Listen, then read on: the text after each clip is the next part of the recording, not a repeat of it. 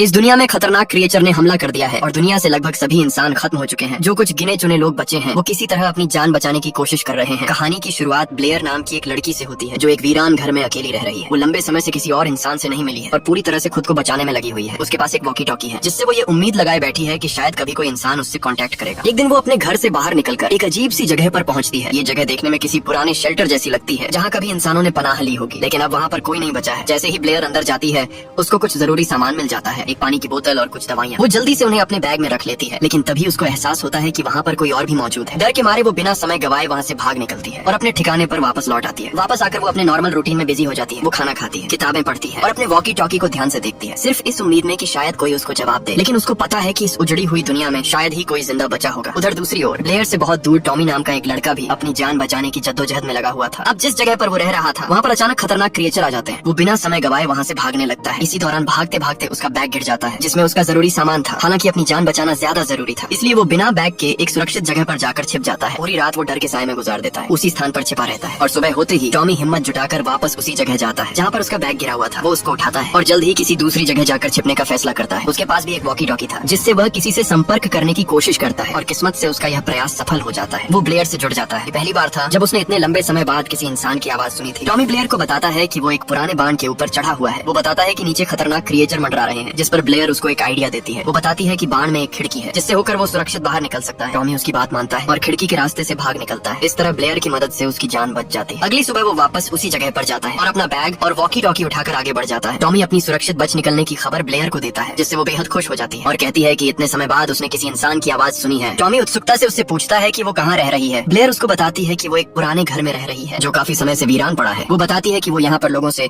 और उन क्रिएचर से बचने के लिए रहती है और ज्यादा दूर जाने की हिम्मत नहीं जुटा पाती। इसके बाद टॉमी उसे अपने एक प्लान के बारे में बताता है। वो कहता है कि दूर पहाड़ की एक छोटी है जहाँ पहले उसकी फैमिली रहा करती थी। उसको लगता है कि वहाँ जाकर वो सुरक्षित रहेगा और हो सकता है कि शायद वहाँ पर कोई क्रिएचर भी ना हो। ब्लेयर ये सुनकर काफी उत्सुक हो जाती है। वो कहती है कि वो भी अकेले रहकर थक चुकी है, इसलिए वो भी उसके साथ वहाँ पर जाना चाहती है। हालांकि ब्लेयर उसको सावधान करते हुए ये भी कहती है कि उनके वॉकी टॉकी की बैटरी सीमित है, इसलिए वो पूरे दिन में केवल 3 बार ही एक दूसरे से बात कर सकते हैं। दोनों ये तय करते हैं कि वो सावधानी से आगे बढ़ेंगे और पहाड़ की चोटी पर मिलेंगे। ब्लेयर जल्दी अपना सामान पैक करती है और जाने के लिए तैयार हो जाती है। दूसरी ओर टॉमी भी आगे बढ़ जाता है। रास्ते में उसे तेज भूख महसूस होती है, लेकिन उसको पता है कि इस नई दुनिया में जिंदा रहने के लिए उसको हर कदम फूंक फूंक कर रखना होगा। टॉमी के पास कुछ खाने का सामान था, लेकिन उसने उसको तुरंत नहीं खाया। उसे पता था कि उसका सफर लंबा होगा और अगर उसने अपना भोजन अभी खत्म कर दिया तो आगे के रास्ते में मुश्किलें बढ़ सकती हैं। इसीलिए वो खुद को संयम में रखते हुए सफर जारी रखता है। दूसरी ओर ब्लेयर भी लगातार आगे बढ़ रही थी। वो एक खाली घर में प्रवेश करती है, सिर्फ इस उम्मीद में कि उसे कुछ खाने पीने का सामान मिल जाएगा। अब जब दुनिया उजड़ चुकी थी तो सभी घर वीरान हो चुके थे। सावधानी बरतते हुए वो बिना कोई शोर किए कुछ खाने के लिए चीज ढूंढने लगती है। यहाँ तक कि इस जर्नी में हम ब्लेयर को एक खरगोश को मारते हुए भी देखते हैं जिसको पकाकर वो खा जाती है। इसके अलावा उसे एक हेडफोन भी मिलता है जिससे वो गाने सुनने लगती है। अब इस सुनसान और खतरनाक माहौल में शायद म्यूजिक ही उसका एकमात्र साथी बन जाता है। उधर टॉमी एक पुरानी बस के पास जाने की कोशिश करता है, सिर्फ ये सोचकर कि शायद उसको वहाँ पर कुछ खाने का सामान मिल जाए। लेकिन जैसे ही वो बस के अंदर झांकता है उसे अंदर से बड़ी अजीबोगरीब आवाज सुनाई देने लगती है। डर के मारे वो तुरंत वहाँ से भाग जाता है और एक सेफ जगह जाकर बैठ जाता है। कुछ देर के बाद वो अपना वॉकी टॉकी निकालता है और ब्लेयर से बात करने लगता है। ब्लेयर उससे पूछती है, क्या तुमने कुछ खाया? जिस पर टॉमी जवाब देता है, नहीं अभी तक तो नहीं। जिस पर ब्लेयर उसको एक सलाह देती है। वो बोलती है, यहाँ चारों तरफ खाली घर ही घर है, हम किसी भी जगह से खाना ले सकते हैं, बस शोर मत करना। अगर किसी को पता चल गया तो शायद तुम्हारी जान भी जा सकती है। बातों ही बातों में टॉमी ब्लेयर से पूछता है, अगर हम दोनों जिंदा बच गए और मिल गए तो तुम कहाँ पर जाना पसंद करोगी? ब्लेयर कुछ देर सोचती है और फिर कहती है, मुझको हमेशा से न्यूयॉर्क जाने का सपना था। मैं वहाँ जाकर रहना चाहती थी। मेरे परिवार और मैंने उस शहर के बारे में बहुत से सपने देखे थे, लेकिन मेरे पिताजी के जीते जी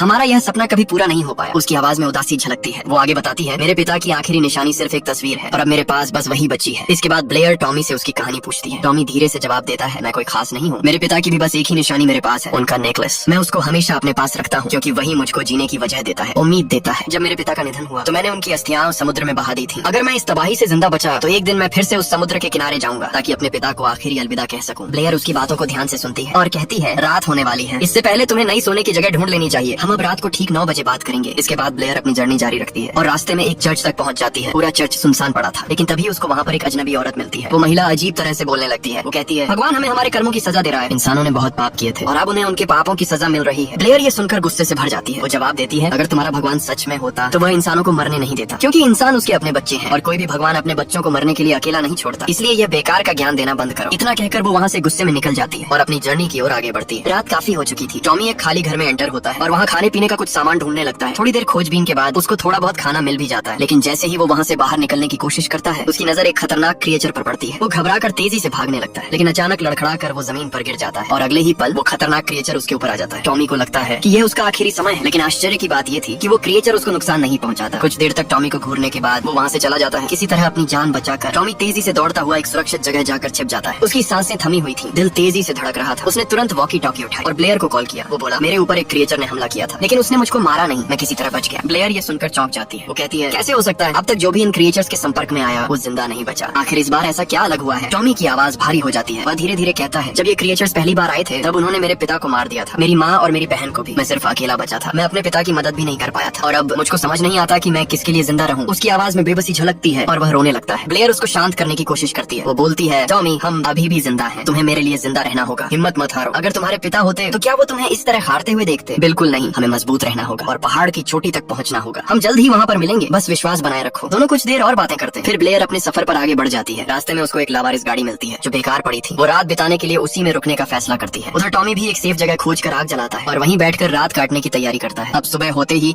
ब्लेयर की आंखें खुलती हैं, लेकिन जैसे ही वो अपनी स्थिति को समझने की कोशिश करती है, उसकी नजर गाड़ी के बाहर खड़े एक क्रिएचर पर पड़ती है। उसके रोंगटे खड़े हो जाते हैं। इससे पहले कि वो कुछ कर पाती, वो क्रिएचर गाड़ी के ऊपर हमला कर देता है। ब्लेयर तेजी से बाहर निकलने की कोशिश करती है और जैसे ही वो बाहर निकलती है, क्रिएचर उसकी ओर झपटता है, लेकिन हिम्मत दिखाते हुए ब्लेयर खिड़की की मदद से उसके ऊपर वार करती है और किसी तरह से उसको मार गिराती है। लेकिन इस संघर्ष के बाद उसकी हिम्मत जवाब दे देती है। वो गाड़ी के पास बैठकर रोने लगती है। ये सब उसके लिए बहुत ज्यादा था। हर दिन मौत से जूझना और हर कदम पर खतरा महसूस करना। कुछ देर के बाद वो खुद को संभालती है और वॉकी टॉकी उठाकर टॉमी से बात करने की कोशिश करती है। वो बोलती है, टॉमी, अभी अभी मेरे ऊपर एक क्रिएचर ने हमला किया, लेकिन सबसे डरावनी बात ये है कि ये हमला दिन के उजाले में हुआ है। पहले ये क्रिएचर सिर्फ रात में बाहर आते थे, लेकिन अब वो सीख रहे हैं और इवॉल्व हो रहे हैं। ये हमारे लिए बेहद खतरनाक हो सकता है। टॉमी की आवाज में भी चिंता भर जाती है। वो बोलता है, हमें अब और तेजी से आगे बढ़ना होगा। मैं करीब 1.5 दिन में पहाड़ की चोटी तक पहुंच सकता हूँ। तुम्हें भी जल्द से जल्द वहाँ पर पहुंचना होगा। हमें जिंदा रहना होगा किसी भी कीमत पर। इसके बाद दोनों अपनी यात्रा जारी रखते हैं, सिर्फ इस उम्मीद में कि वो पहाड़ की चोटी पर मिलने में सफल होंगे। इस दुनिया की तबाही में बचती हुई अपनी आखिरी उम्मीद के सहारे ब्लेयर चलते चलते एक रेलवे ट्रैक तक पहुंचती है। वो वहाँ थोड़ी देर बैठ जाती है और अपना कैमरा निकालती है, फोटो लेने लगती है। ये शायद उसकी अब आदत बन चुकी थी, हर मोमेंट को कैद करना, ताकि उसे लगे कि वह अब भी जिंदा है और शायद अब भी इंसानियत बाकी है। उधर दूसरी ओर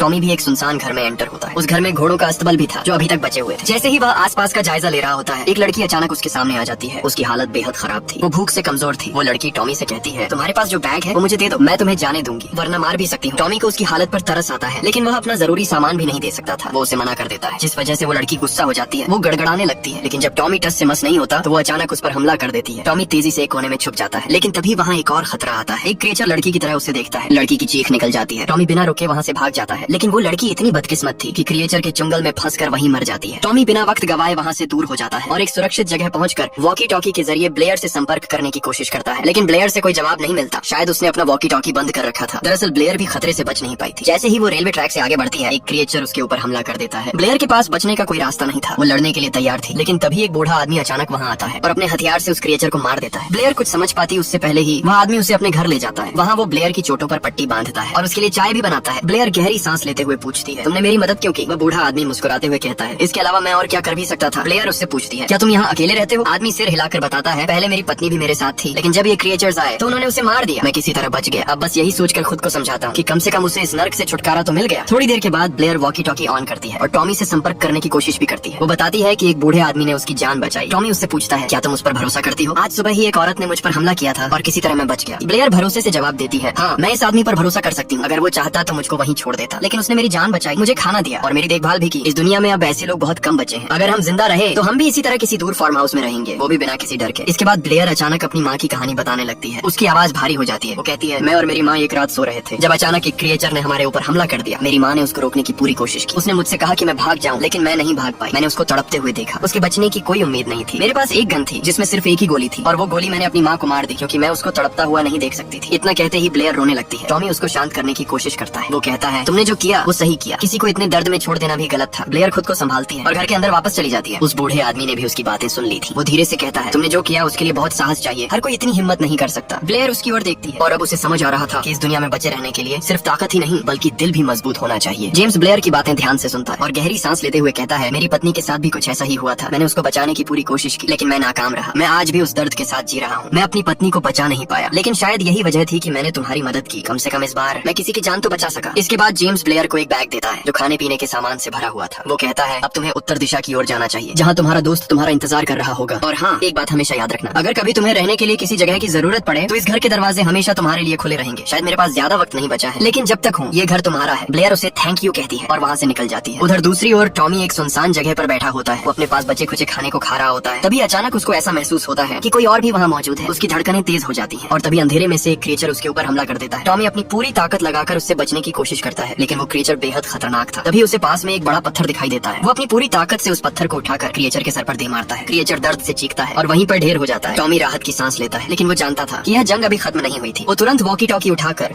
ब्लेयर से कांटेक्ट करने की कोशिश करता है, लेकिन उसकी बैटरी खत्म हो जाती है। दूसरी ओर ब्लेयर भी टॉमी से बात करना चाहती थी, लेकिन उसका वॉकी टॉकी भी अब बेकार हो चुका था। हार मानने की बजाय उसने वॉकी टॉकी एक और रखा और अपने सफर पर आगे बढ़ गई। टॉमी सफर करते करते एक घर तक पहुंच गया, जहाँ पर वह सो गया। अगली सुबह उसे दरवाजे पर किसी के खटखटाने की आवाज आई। वो चौकन्ना होकर उठा और दरवाजा खोला, जहाँ पर उसने देखा ब्लेयर खड़ी थी। दोनों की आंखों में राहत और खुशी झलक रही थी। महीनों से चले आ रहे इस संघर्ष में यह पल उनके लिए किसी जीत से कम नहीं था। उन्होंने एक दूसरे को गले लगाया और बहुत लंबी बातचीत करने लगे। अब हमें और कहीं जाने की जरूरत नहीं है, हम यहीं रहेंगे और अपनी दुनिया यहीं बसाएंगे, ब्लेयर मुस्कुराकर कहती है। टॉमी बोलता है, अगर हम साथ हैं तो हमें किसी भी चीज का डर नहीं है। लेकिन उनकी खुशी ज्यादा देर तक टिक नहीं पाती, क्योंकि अचानक दो क्रिएचर उनकी ओर बढ़ने लगते हैं। इसलिए घबराकर दोनों घर के अंदर भागते हैं और दरवाजा बंद कर लेते हैं। ब्लेयर खिड़की से झांक कर देखती है। वो कहती है, अब ये क्रिएचर दिन में भी हमला करने लगे हैं, हमारे पास ज्यादा समय नहीं है। इसलिए वो दोनों बिना वक्त गंवाए गैस सिलेंडर्स ऑन कर देते हैं और जैसे ही वो क्रिएचर्स दरवाजा तोड़कर अंदर आते हैं, दोनों आग लगा देते हैं। कुछ ही सेकंड्स में वहाँ पर एक बहुत बड़ा ब्लास्ट होता है। पूरा घर जलने लगता है। टॉमी और ब्लेयर पिछले दरवाजे से बाहर निकल जाते हैं और अपने एकमात्र ठिकाने को जलते हुए देखते रहते हैं, लेकिन उन्होंने हार नहीं मानी थी। टॉमी कहता है, कोई बात नहीं, हम एक और घर बना लेंगे। ब्लेयर उससे सहमत होती है। अभी वो राहत की सांस ले भी नहीं पाए थे कि अचानक पहाड़ों से एक और डरावनी आवाज गूंजने लगती है। दोनों ऊपर देखते हैं, उनके चेहरे पर डर साफ झलक रहा था। टॉमी और ब्लेयर एक दूसरे की ओर देखते हैं। दोनों जानते थे ये खतरा पहले से कहीं ज्यादा बड़ा है, लेकिन अब वो यह भी जान चुके थे कि अगर वो एक दूसरे के साथ हैं तो किसी भी खतरे का सामना कर सकते हैं। यही जज्बा इस फिल्म को खत्म करता है। अब क्या ये दोनों उस खतरनाक क्रिएचर से बच पाएंगे या फिर ये उनका अंत होगा, ये तो हमें इसके नेक्स्ट पार्ट में ही पता चलेगा। पर फिलहाल आज की इस कहानी में बस इतना ही, लेकिन हम फिर से जरूर मिलेंगे और वो भी एक और नई इंटरेस्टिंग कहानी के साथ। लेकिन हमेशा की तरह तब तक के लिए धन्यवाद।